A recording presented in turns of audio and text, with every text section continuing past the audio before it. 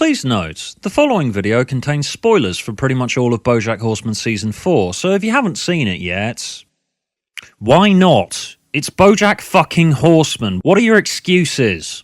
Anyway, so the show didn't have much of a natural direction to go in after Season 3, as the first 3 seasons had essentially seen a complete arc for Bojack. We've seen the rise and fall of his brief resurgence from obscurity. It's essentially offered us a complete story. 1 is him finding a way to revive his career, 2 is pressure mounting on his comeback, 3 is achieving success, blowing it and running away from everyone he knows to start again, and hopefully finally achieve some form of happiness. Aside from, the obvious, the tease that Bojack's supposed illegitimate daughter's about to show up, the prospect of Mr. Peanut Butter running for governor, and a few other bits and pieces, if you focus solely on Bojack himself, Season 3 feels like the end of an important chapter in Bojack's life, and a 4th would ideally need to introduce some new elements to play with. There was one of 2 directions it could go in from here, and it all hinged on the question of how well we could realistically continue Bojack's story while keeping within the spirit of the show, but also taking account of everything that we've learnt about him and everything that he's learnt about himself. While the show's always had a loose relationship with the concept of the status quo, it does need its familiar elements in order to work, and could we still have those now? He can't still live in denial about what his depression makes him do and how unhealthy his lifestyle is that's exacerbating the friction between him and everyone around him and the bridges he keeps burning by doing stupid, horrible things, can he? I mean, Sarah Lynn fucking died essentially because of him. That should be the clincher. Something's gotta change, or at the very least we've got to see a wider range of the causes of his problems that aren't directly associated with what fame's done to him. So what Season 4's ended up doing is that it accepts that while most of the issues in the present day, and with regard to Bojack's career, had all but been addressed, a fair chunk of Bojack's childhood and love life in events prior to Season 1 had been left off screen up until now. And there was that bit from Downer Ending where it shows how happy Bojack could have been if he'd given up acting and started a family. I also always did get the feeling that we weren't seeing a complete picture of his relationship with his parents and how that's affected him and set him on the way to becoming the fucked up horseman that he is today. So while it could conceivably be a bit pointless for Bojack to just relapse, return to LA, get another movie role or something, and everything's back to normal, the arrival of Hollyhock and the return of Bojack's now dementia-suffering mother provides the fresh angle and drive that the show needs in order to continue in a bit of a new direction. And given B's my favourite character, obviously I lapped that shit up. Season 4 has been really encouraging by exploring his family and relationships, but what they've also done is woven that focus on Bojack's interpersonal relationships throughout the rest of the cast. Season 4 digs a lot deeper into the wider cast than it had done before. I already felt like I had it, but the show surprised me in offering a more eye-opening and even richer experience with characters like Mr. Peanut Butter, Princess Carolyn and Diane, and I didn't even think that was possible because I thought I already had them pinned. So let's start at the start. The season opens with the pitch from the end of the 3rd one of Mr. Peanut Butter running for governor of California, like Arnold Schwarzenegger before him, in possibly the most fucking ludicrous half hour of television that I've ever seen in my entire life. This is what cartoons were made for. It uses recognisable elements of our world and the fucking mental political landscape that we've lived in over the last few years to craft a totally absurd campaign that sets up an arc that's easily the deepest they've gone with Mr. Peanut Butter so far. Until now he's mostly been the contrast to set against Bojack. He's everything that Bojack isn't. But over the course of Mr. Peanut Butter's governor arc, which comes to a head in the almost equally ludicrous Underground episode, we start to see more of the flaws in the worldview of this happy-go-lucky dog who just wants to be loved by everyone. While he has always seemed to be Bojack's polar opposite, Mr. Peanut Butter does also just want to have people love him. But the important thing is that he believes he can and should get people to love him, whereas Bojack doesn't believe that he deserves love deep down, which is why he clings onto any semblance of appreciation that he gets. It's the attitude that's inverted. They've got a lot more in common than you'd expect. But just having this goal in mind, the desire for love at all costs, is what's so damaging and can drive Mr. Peanut Butter to make terrible decisions and appeal to people's basest instincts. Which, considering what this guy's presidency has looked like so far, is an incredibly appropriate message for this point in American history.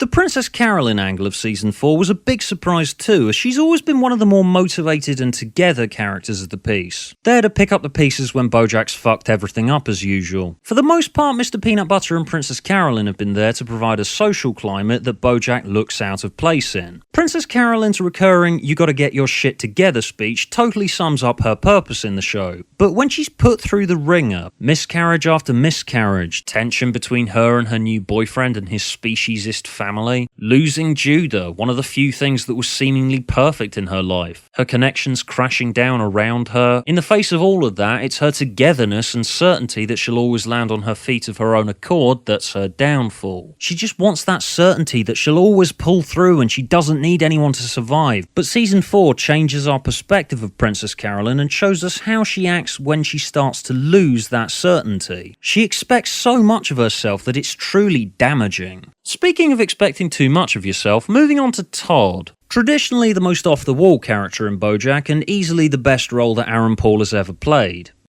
Yes, this is better. Shut up. Todd doesn't get as much character development in this series as he had done in Series 3, where he mostly spent the series coming to terms with his asexuality and just how much of a harmful influence that Bojack's ultimately been on his life. He's essentially just back to his usual antics, flying through the clouds on a drone and stealing kettle corn, starting a clown dentist business, becoming a fashion model by complete accident. But the episode that dedicates itself to putting him centre stage has got me thinking that we're probably going to end up seeing a lot more of him in Series 5.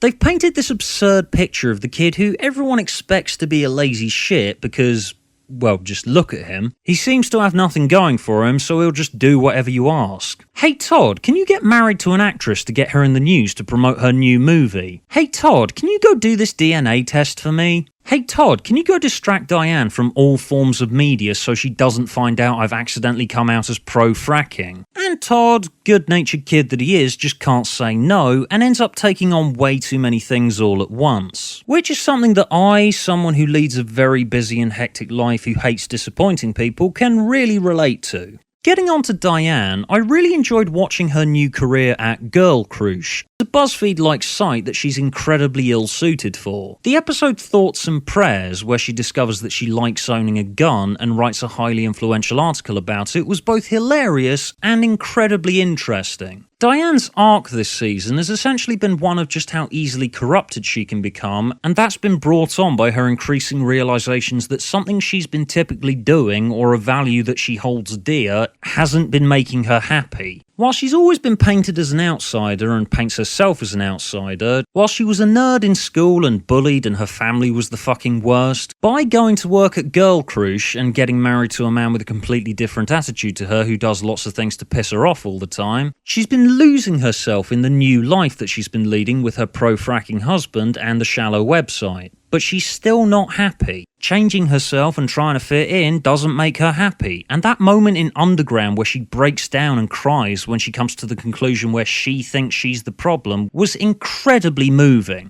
The episode that's probably going to win all the awards this time round is episode 2, The Old Sugarman Place, the tale of where Bojack was for a year, which has been beautifully merged with flashbacks to his mother growing up before and after her brother is killed in the war. The way this episode superimposes Bojack trying and mostly failing to reconstruct his mother's childhood home, the decaying husk of a place haunted by dead memories of his mother's seemingly perfect rural existence which suddenly collapsed around her. It's just gorgeous. Every flashback flows into it seamlessly, and it begins to make even more sense considering the introduction of Bee's dementia later in the series. In fact, the moment I'd say that really pins down what Series 4 is about is probably the end of this one, where the dragonfly's past is revealed and he screams out that he doesn't want to be alive. It's moments like that of Bojack seeing behind other people's facades that makes Season 4 really stand out to me. He finally sees that maybe other people are just as screwed up as he is and trying to find their ways of coping with their pain. With the dragonfly, he just stopped flying. Diane tries desperately hard to change herself and fit in. With Beatrice, she took to heart one of the last lucid things that her mother said to her after she was subjected to a lobotomy to combat her all-consuming self-destructive grief over the son that she lost in the war. Which, while I'm here, I love that Bojack Horseman is one of very few shows that can totally break your heart like this.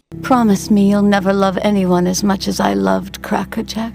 And then immediately do this. Why, I have half a mind. Now that is how you do a tasteless joke. Take note, almost every other adult animated sitcom ever. Moving on to Beatrice, another one of my favourite moments of this series is when Bojack first puts on an episode of Horseman Around and his dementia-ridden mother, who doesn't recognise him, actually laughs and compliments him without knowing she's doing it. Then later on in the episode, when Bojack gets an idea to put on a live episode of Horseman Around so his mother connects him up to the Bojack on TV, she melts down and freaks out. Now, part of what I think is going on here is that she realises that she does love Bojack. She actually does have a mother's love for her son, but for such a long time, she's associated a mother's love for her son with the terrible thing that happened to her own mother. It's subtle, but the pride she feels in Bojack for making a good show and the love that she does have for him deep down inside is irreconcilable with that moment between her and her mother in the Old Sugarman Place, which is very much the defining moment in her life that set her down this dark path to begin with. I mean, granted this suggestion isn't foolproof, as the dementia episode showing Bee's upbringing makes it pretty clear that the time period that she grew up in, the mistakes she made, those are also part of the problem with her relationship with Bojack. Her father is essentially a complete fucking monster who doesn't realise just how counterproductive he's being and what bad lessons he's teaching his daughter and how he's ruined her relationship with her own mother, and he basically drives her into the arms of a reckless, irresponsible fuck-up of a horse named Butterscotch, who she has a kid with way before she's ready to. And Beatrice essentially wrecks Henrietta's life too by using her own experiences and warped worldviews to misguide Henrietta. I mean, she didn't know for a fact what was best for Henrietta, but she thought she did. She didn't realise she was being a terrible mother to Bojack because she had her own shit to deal with and an abusive, cheating husband who Bojack looks and sounds exactly like. Having Will Arnett playing both of these characters from the beginning makes this make even more sense. It's the association that's part of it. If we only ever see Bea again in the series via the occasional flashback, I won't be too disheartened. I do always miss her wicked, spiteful, cruel tone when we haven't seen her for a while, but Wendy Malick's performance this series as one of the show's most colourful and interesting characters has just been so good, and her life story episode is now cemented as one of my all-time favourites, of which I already have far too many.